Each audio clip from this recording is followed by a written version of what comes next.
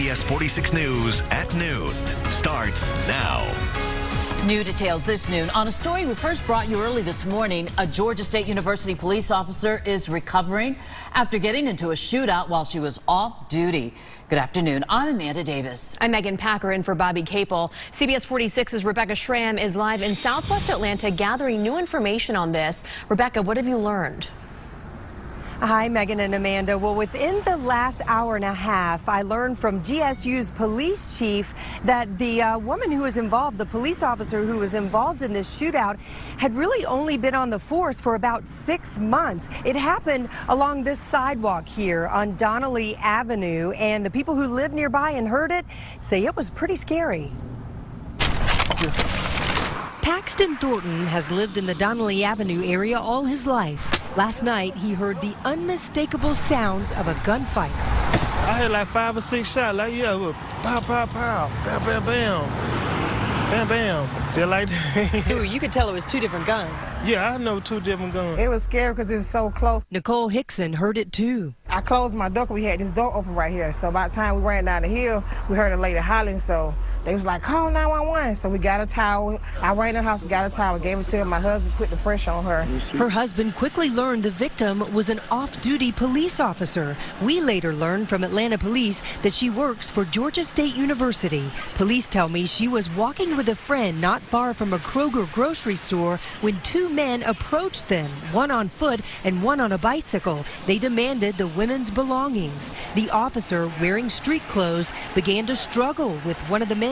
The other one shot her, wounding her in the hand and side, according to police. She fired back and apparently missed, but it was enough to scare them off. I pulled up the crime statistics for Atlanta's Zone 4, comparing stats so far this year to the same time period last year. I learned that robberies have actually dropped from last year to this year. Aggravated assaults in Zone 4 are about the same. If me got kids just running around here, it's unsafe. Christopher Brown is a newcomer to the area. He wonders if the criminals had any idea who they were messing with. Maybe not. Maybe now they know. I bet they know now. My prayer goes out to her and her family.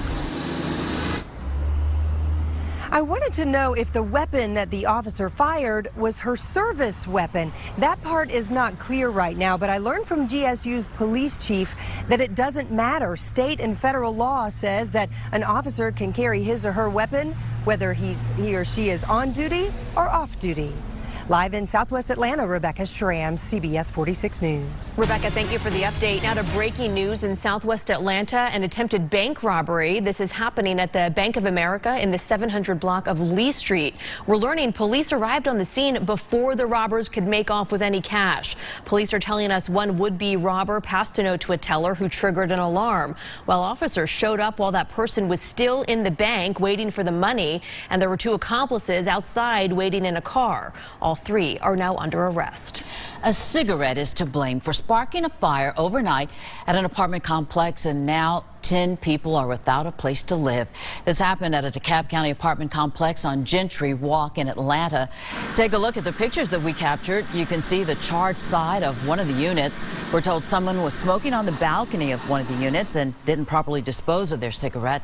Thankfully, everyone got out okay and no one was seriously injured. We did talk to some people who witnessed the fire.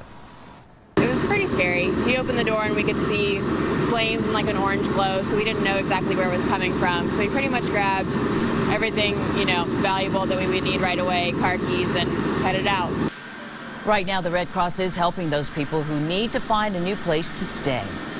Right now, we are working to find out more about the teenage soccer player who collapsed and died during practice. 16-year-old Michael Jones went to Parkview High School. The junior collapsed Friday while practicing with Atlanta Fire United. According to the soccer club's president, Jones went down about 20 minutes into the light scrimmage.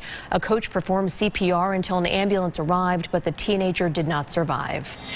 New developments in the search for a missing DeKalb County grandmother. The search is back underway today for Millicent Williams. Meantime, her grandson faces murder charges connected to her disappearance. Gregory Williams appeared in court over the weekend where he was officially charged with her murder. That's on top of his original charges, which include theft, kidnapping, and assault. He's been in jail since last week. That's when police say his grandmother disappeared from the home the two shared. Friends say the 78-year-old had a difficult relationship with her grandson. She complained to me a lot over the years about, having some problem with her grandson. DeKalb police say they found blood inside Williams' home. Investigators say they charged the grandson even though they have not found a body because of the overwhelming amount of evidence already collected.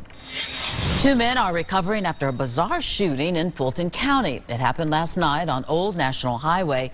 Police say someone on a motorcycle opened fire, hitting one victim. He was shot more than once. The other was hit in the chest. The shooter on the motorcycle sped off. New at noon, a shakeup at the White House. President Donald Trump has a new chief of staff. General John Kelly, who had been the president's former Homeland Security secretary, replaces Reince Priebus, who resigned Friday after a tumultuous week. CBS News correspondent Weijia Zhang has an update from Washington. President Trump gave General John Kelly his full vote of confidence moments after he swore in his former head of Homeland Security as his new chief of staff. I want to congratulate you on having done a fantastic job, General, and we look forward to, if it's possible, an even better job. The retired four-star general replaces Reince Priebus, who left Friday after he was the target of a vulgar tirade by President Trump's new communications director, Anthony Scaramucci. I predict that General Kelly will go down in terms of the position of chief of staff, one of the great ever. After the swearing-in, General Kelly participated in the president's cabinet meeting. Many see Kelly's appointment as an opportunity to restore order to a warring West Wing. I think the president wants to go a different direction, wants a little bit more discipline. The president denies there's any turmoil, tweeting this morning, highest stock market ever, best economic numbers in years, no White House chaos. General Kelly's job will be to help get the president's agenda back on track. At the top of the president's list is health care. The president continues to put pressure on lawmakers after the GOP effort to repeal Obamacare fell short in the Senate. The president tweeted this morning, if Obamacare is hurting people, and it is, why shouldn't it hurt the insurance companies? Monday's tweets indicate one thing that won't change under General Kelly, the president's social media habits. Weijia Zhang, CBS News, the White House. Deputy Secretary Elaine Duke becomes acting Secretary of Homeland Security. Kelly's permanent replacement will require Senate confirmation. Attorney General Jeff Sessions is set to be in Atlanta tomorrow. He's scheduled to attend the National Organization of Black Law Enforcement Executives Conference. That conference, kicked off Saturday, is aimed at strengthening the partnership between law enforcement officers and the communities they serve. This past weekend, I spoke with former Clayton County Schools Police Chief Clarence Cox about communication with the public and rebranding their image. I think we failed in our line of work to market policing because somehow people forgot that we are members of the community just like they are, and we live in these very communities that we police, and so we have concerns just as they do, and so we have to find a way to let people understand that we are a part of that community, and working together we're going to solve some of these problems. As a result of several instances of police brutality here and across the nation, the conference will also teach best practices, including educating police officers how to be better members of the community. The conference runs through Wednesday. Still ahead, Henry County students are back in the classroom today. But the district still has no superintendent. CBS 46 is asking who's in charge as this new school year begins. And it's a tight fit on airplanes nowadays, and one group is calling for change, saying more legroom could save lives. And it is Monday, back to school for some and back to work. The details are coming up next. Hi, everybody. Today on Atlanta Plugged In, here's a sweet pairing. How about Sweet Auburn barbecue alongside some of the best Southern crafted beer? If that sounds good to you, stay tuned because we've got info on a really fun event. Want your student to be the coolest kid in school? We'll show you some of the hottest new back-to-school gadgets like a digital pen or a mini printer. Really fun stuff. We're going to get you all plugged in today. We hope to see you right after the noon news.